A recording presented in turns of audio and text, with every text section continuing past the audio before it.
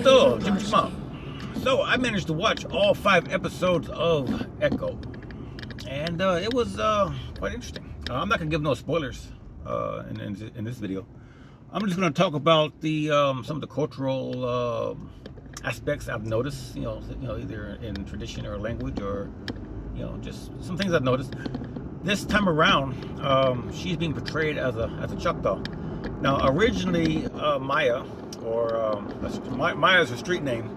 Echo is her hero name. Originally, Maya was portrayed as a Cheyenne. Maya sort of came out in the comics in about 1999-ish, and so yeah, she was originally a Cheyenne. She had some abilities. She had some martial arts abilities, and she had a special type of memory that when she sees a person fighting, the person she has to fight, she sees their fighting style, she immediately remembers the style and then can copy the style. And her Native American stuff, it was funny because a lot of times we see Native Americans portrayed in comics or movies, whatever. A lot of times there's like a generic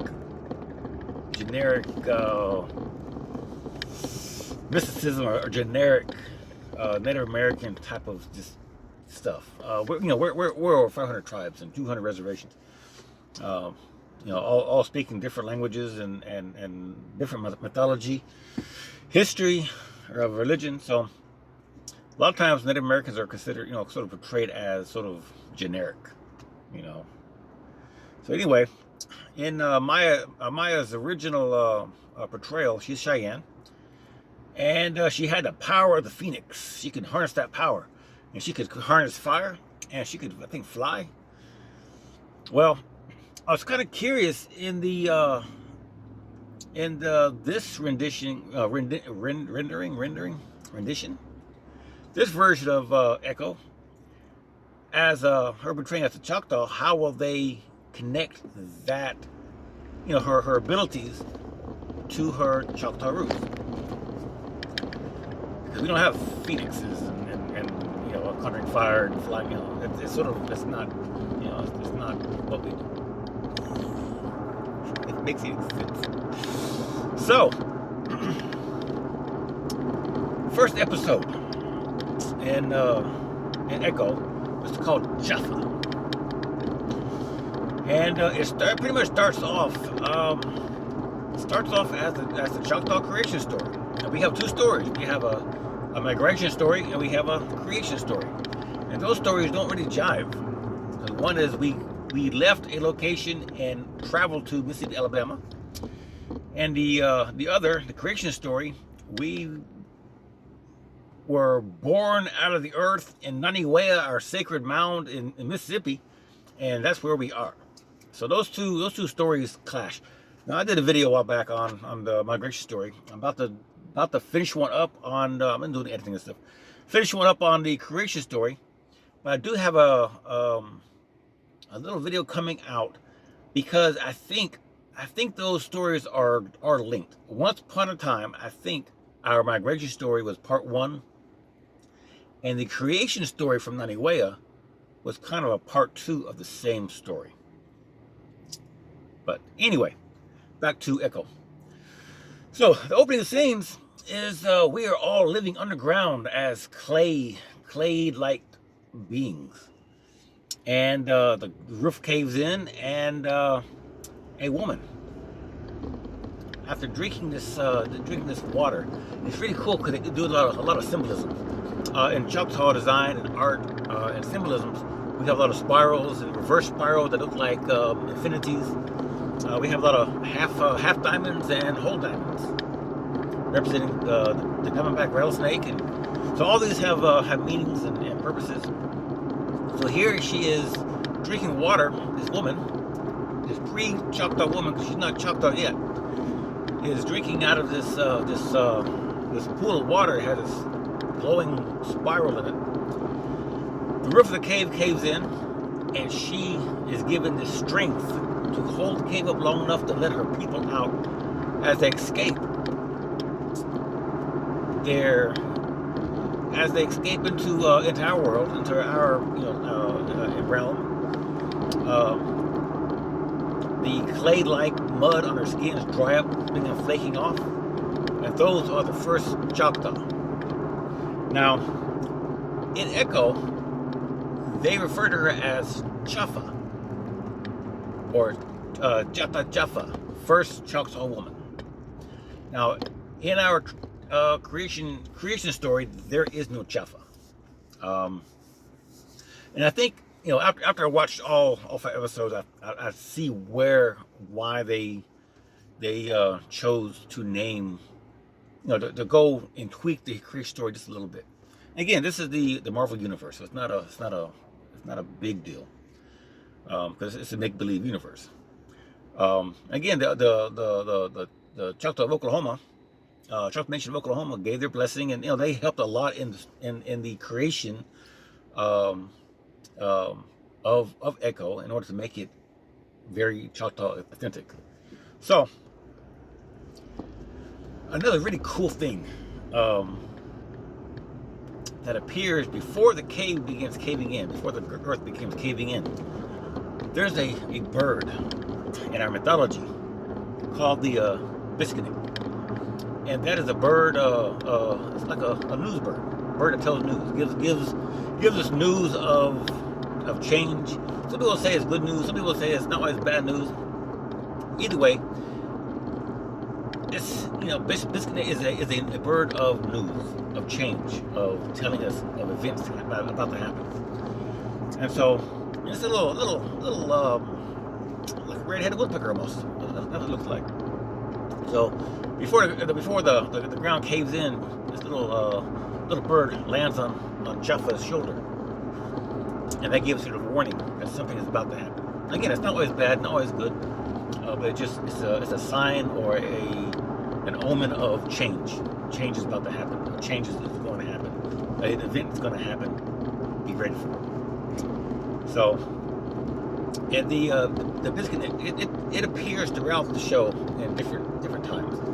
So I'm not gonna give those spoilers. Like I said, it's pretty cool how they introduce that. In fact, we have a newspaper in Oklahoma called the Biskinik, and that is the first bilingual newspaper, Native American newspaper in history.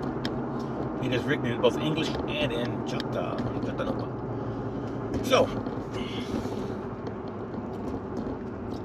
So Marvel, they tweaked the creation story just slightly. Again, once I went through all the episodes, I'm like, okay, now I see why they chose to give a person, give a name. Jaffa, just that name. In fact, as far as I know, in the Choctaw language, Jaffa is not even a name or a word in the language. There's a Jaffa, which is one. Jaffa a Jaffa is one. There, and I'm wondering if they didn't give her the name Jaffa, being one, but they chose to go Jaffa. And she wasn't the first female, because first is like Tikba. I think Tikba was first. So they chose Jaffa. And I wonder if they chose Jaffa because Jaffa rhymed with Chata. We don't call ourselves Choctaw, we call ourselves Chata. Chata Okla, Chata Dashka, Choctaw. So, the creation story is tweaked. I liked it still. I thought it was very, very interesting. It doesn't bother me that they gave they added to it in sort of the name that does not exist. I don't mind that a bit. I don't mind that a bit. What does Choctaw mean? He was one of the brothers besides Chickasaw, who became Chickasaw. What does Choctaw mean? Far as we know, it has no meaning. So yeah. Episode 1, Jaffa. It was pretty good, pretty good. Now episode 2, Loak.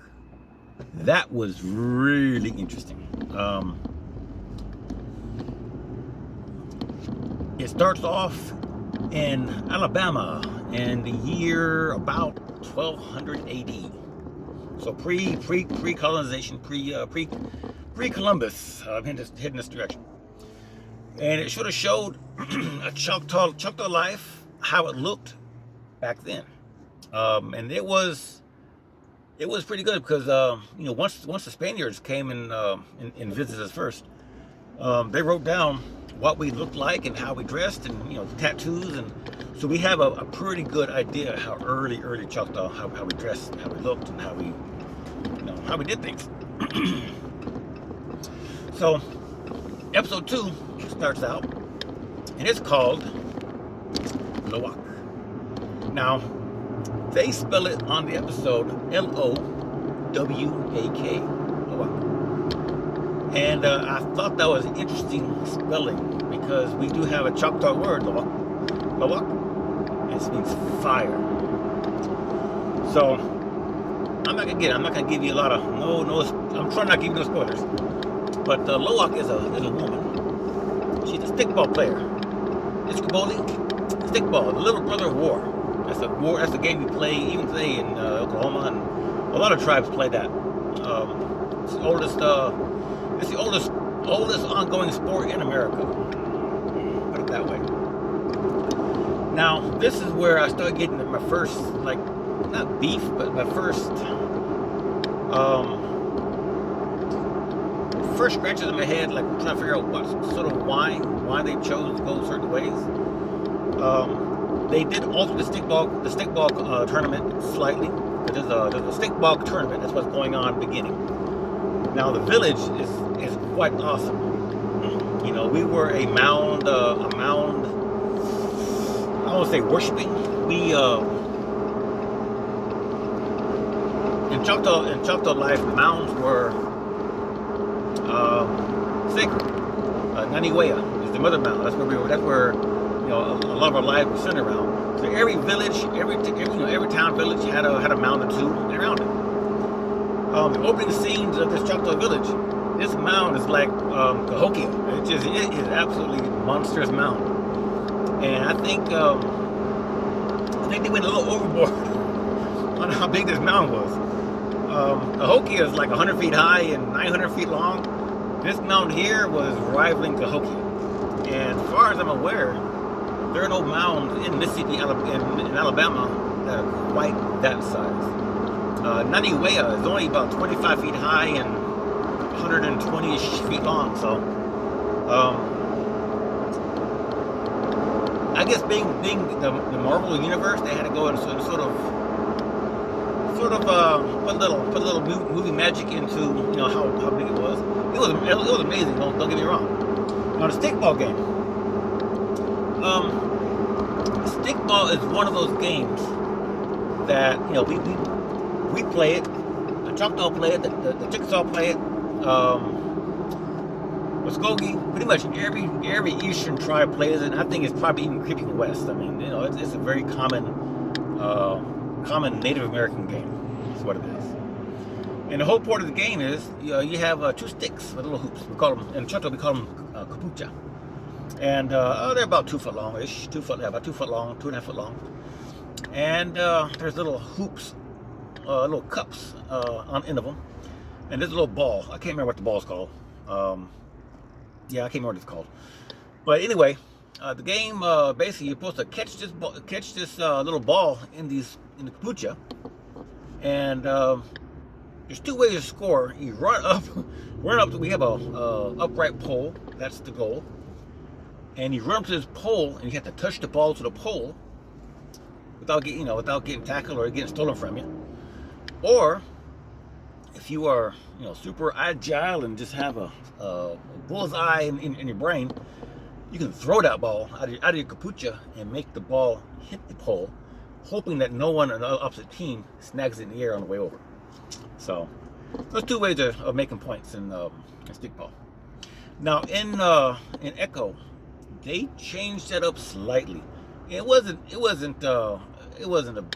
not a big issue, big deal. Instead of having a single pole that you touch your ball and the kucha on, they had two upright poles that you ran through the middle of it. Almost like goalposts, I guess. Just two poles sticking out of the ground. And the whole goal is to grab that ball in your capucha. And you basically run, run in between them, and that's the point. That's how you score. So it wasn't a big deal, but they did change stickball just slightly. And again, it's the Marvel Universe, and I guess the reasoning behind it is, how do we know that 1,000 years ago, 2,000 years ago, the stickball we play today, how do we know it was how we played it today? We look at a modern sport like football, baseball, soccer. These sports had their beginnings, and through their short history so far, because they're new games, but through their histories, we have actually added rules to it, because situations came up and we had to add rules and add regulations. So, yeah, how do we know there wasn't, stickball was played slightly different back in, 1,000 years ago, 2,000 years ago? Don't know. So, but yeah, Luwak, episode 2 was really good. Her name, Luwak, means fire. And in order to become this championship stickball player, she had to conjure the power of Choctaw. And that, when I sort of noticed, that's the theme that it's going through. So yeah, that was episode 2. I liked it. The village was awesome, portraying Choctaw life, the tattoos that the men wore, the facial tattoos the women wear. It was very historically accurate, which I sort of like, because a lot of times they portray us as, portray all Native Americans as the same, same look, same everything. They don't care if you're from the plains or from the woodlands. They will stick a headdress on you like you're Lakota or something. So that's episode 2. I liked it. So episode 3 is called Tuklo, and that was it's a strange name for the episode, and I really haven't figured out reason why. Now, a small spoiler alert. Every episode is named after a person from Maya's lineage in the past. So put it that way. So back in the 1830s, back when they created Indian Territory, which is now Oklahoma. But back in the day, Indian Territory, it was just a territory. It wasn't a state. It wasn't under U.S. federal law. It was Indian Territory. And the tribes in Indian Territory sort of came up with an idea how to police the tribe, and how to police your territory, your tribal area. So they came up with the concept of what's called the Light Horseman. And the Light Horseman was basically tribal police. These were Choctaw or Cherokee or Chickasaw. These were tribal members that became police. They were known to be on horses, horseback that was fast. That's why they call it the Light Horsemen, because they were fast. And they were the lawmen of the day in Indian Territory. So, the episode's called Tuklo. There's a young woman. Her name is Tuklo. Now, Tuklo in Choctaw means two. Achafak Tuklo, Uchina Usta Tatlapi, two. Don't know why she's named 2. It really doesn't matter. At least I haven't found a reason why she's named 2. But anyway, her name is Tuklo. Now her father is a light horseman. He's a tribal police, hunting down some bad guys, some Nahulo that's crossing the Indian Territory, doing whatever they're doing. She wants to join. She wants to follow her father's footsteps, become a light horseman. It's interesting because they actually dig into Choctaw, the Choctaw belief system a little bit. After telling her father she wants to join and be a light horseman, her father says, the the men are bringers of death. You know, we hunt, we go to war, we're bringers of death. Women are bringers of life. You know, they create life. In the old days, while men were out hunting, often the women were in the village taking care of the kids and often planting the corn, planting the crops. So, you know, we were the life takers. Women were the life givers. So her father said no. But at the same time, she was a sharpshooter. She could shoot a rifle. You know, bullseye. I can't remember what it is. There's a throwing stick. They show it in the movie. I can't remember the name of it. But it's a weapon. It's a stick with a weighted end, and you throw it, and that usually knocks out rabbits and birds and squirrels and stuff. You know, I can't remember what it's called. It has a name to it. I can't remember what it's called. But anyway, she's a good aim. She's a good shot. But her dad says no. You know, you're a woman. You're not gonna be a light horseman. So anyway, I don't want to give spoilers. The Indian police catch up with the bad guys. They're supposed to try to arrest and everything, and they get pinned down. They get ambushed into a trap. So Tuklo has to come and rescue her father and the men. And that is, in order to do so, she reached out to her lineage, her ancestors, Choctaw, Loak. So she had to reach out to those. So they're already showing there's a lineage of these women who have these abilities.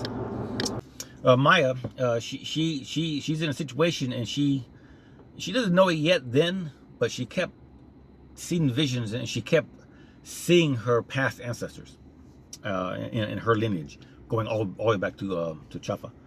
So in episode Tuklo, she reaches out, and she has to use the ability that Tuklo has. She has to use the ability that Luwak has in order to accomplish what she accomplishes in episode 3. So episode 3, Tuklo, it was a good episode.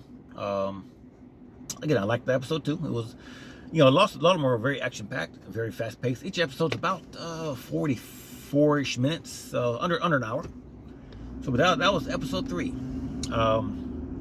know, they kept it very historical. Again, they didn't deviate at all through episode 3. So episode 4 is called Taloa, and the young woman there, her name is Taloa. And Taloa in Choctaw, it can mean sing, it can mean song, either one. But Taloa is a very pretty name. But yeah, her name is Taloa. That was another very interesting sort of episode, because again, Taloa, which was Maya's mother, she had a gift or a power also, and her lineage goes all the way to Choctaw. And in every episode, the women in the lineage, they all have different abilities. Taloa, her ability was to heal. She could heal and internally, spiritually, and physically. She could heal you. So she was a healer. Just like Luwak was a stickball player. She had agility and speed. Choctaw, she held the cave up, held the cave up as her people were escaping out. She had strength. So each character has a certain ability.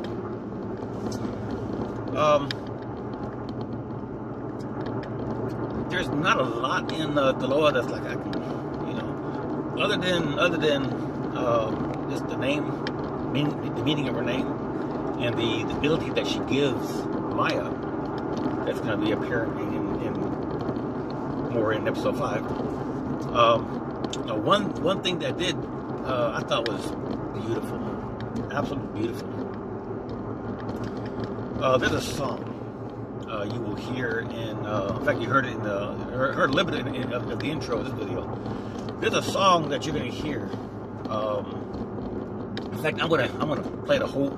I want to post the whole song at the end of this video, so you have it in the entirety, and put a link in part of the description. But there's a song written and sang by Samantha Crane.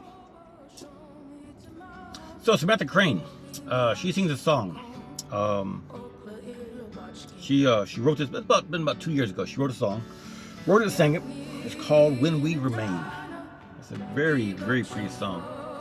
You'll hear it in the fourth episode near the end when Maya is heading back to Tamaha. There's a powwow about to go on, and she's heading back that way. So you hear that song played, and you hear it again at the end of episode 5, of course. But so yeah, it's a very pretty song. Like I said, I want to post it at the end of this video in its entirety. My videos are already copyright struck and everything, so I don't make these videos. But yeah, that was episode 4. I liked it. Again, these are a lot of action-packed shows, and in every episode, Maya gets into a pinch, and she's learning more and more what's going on. She's now sort of figuring out what's going on, but yeah, she has to reach back into her ancestors, into her lineage, and they pull, and pull that power from them to, the fight and everything. It's she's like a Choctaw John Wick. so that's 4. That's 4. Episode 5 is called Maya, and I guess you could say Marvel got lucky on this a little bit on the name, because again, Echo came out. Echo was sort of created back in 1999. About, again, she was Cheyenne. She wasn't Choctaw, and for the Choctaw version, they kept her name Maya, and I'm wondering if that might have been even the reason they chose to make her Choctaw instead of keeping her Cheyenne. Don't know, but. Episode 5 is called Maya. Why is it called Maya? Well, in Choctaw, Maya's name means something. Maya in Choctaw means to be or to exist, but it's a plural. So it's like for two or more to be or exist. If that makes any sense. And it's sort of ironic in the show, because in the final fight sequence, she has to reach out and get power. So I'm not gonna, no spoilers. Get power from all of her past ancestors, all of them. And her name, the fact that her name means, two more to exist or two more to be, is interesting, because through her, in her, all of her matriarchy ancestry live within her. So she's plural, and in a way, when she fights and she has to reach in and grab that power, and grab her and to enhance her abilities to fight, she is all of her ancestors at that time. So her name is very interesting. Like I said, I think Marvel lucked out on that one. I don't know if they even know what her name means in Choctaw. Maybe when they were getting some pointers and some coaching from in Oklahoma, maybe some of the language department reached out and said, "Hey, by the way, do you know Maya, what it means?" I don't know. But at the end, she conjured up all of her ancestors, fights the last fight.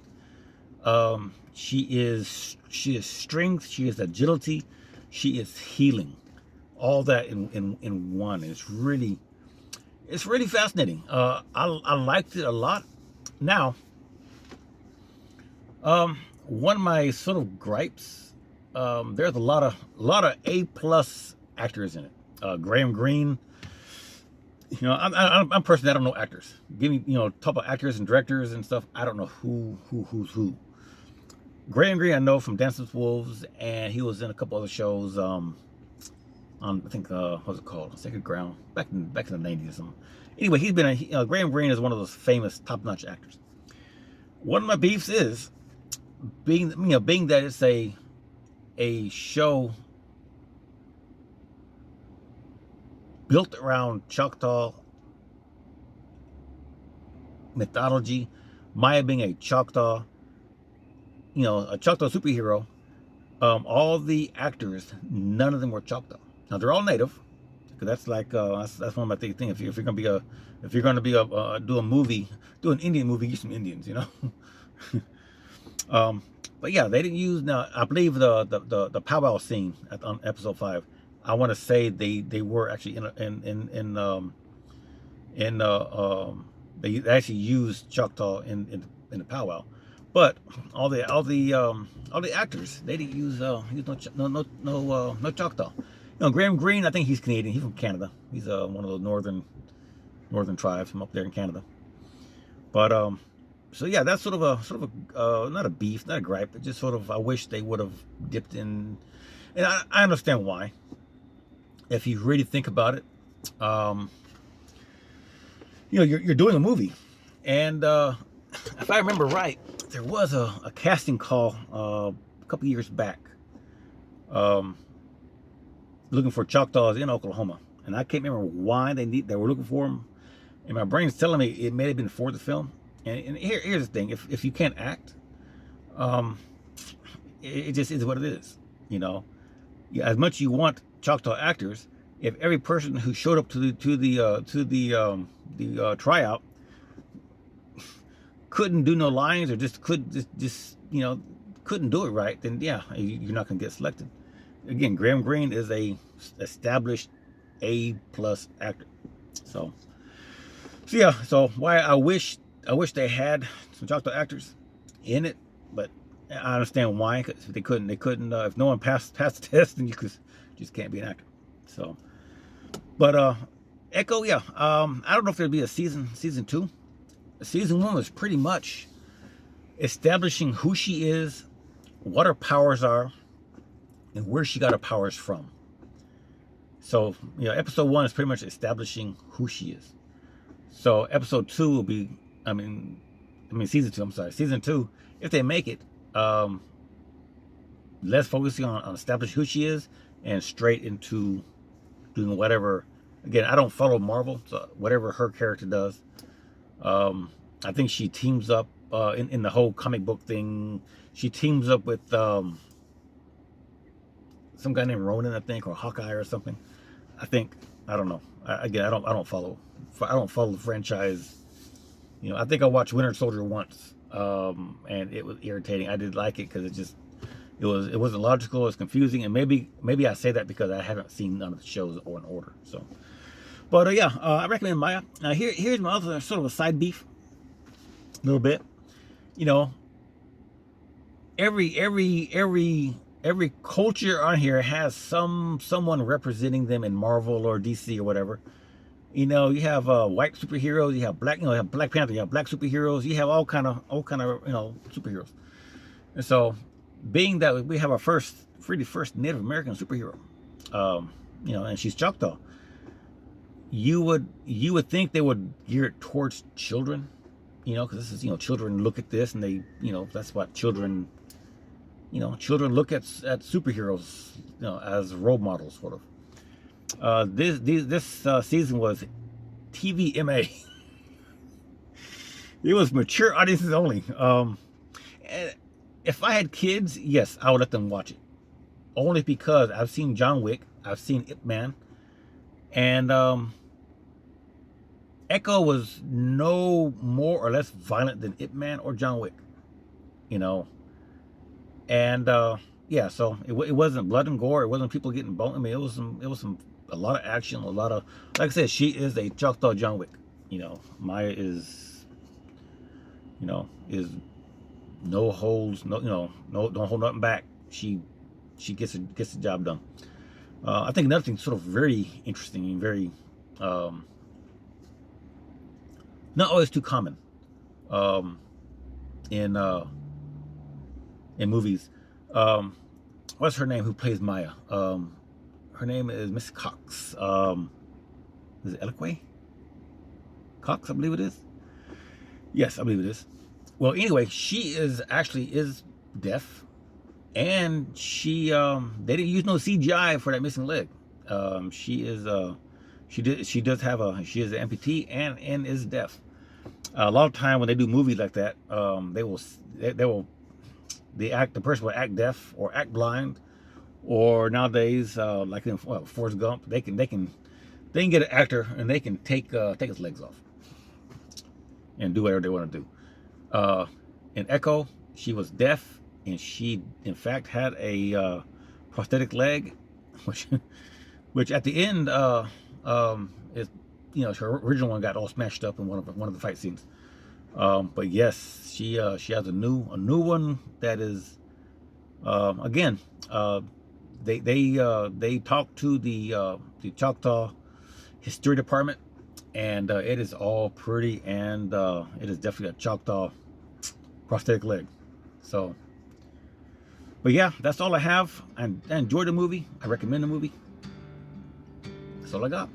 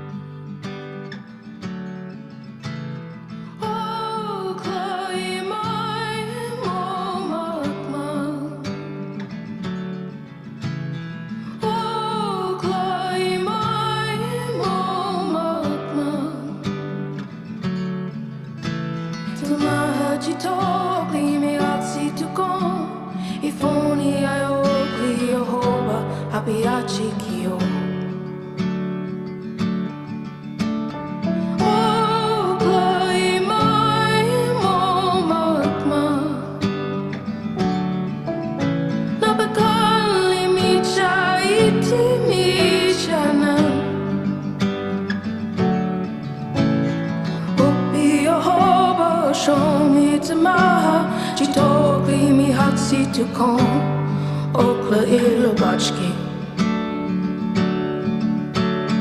Yakni netana Iba chufo shokla Ililaya chonitu Happy Ethiopia Shoti Chindogla Iliti Banitu Yakni Netana Iba Chufo Shogla Ililaya Cholitu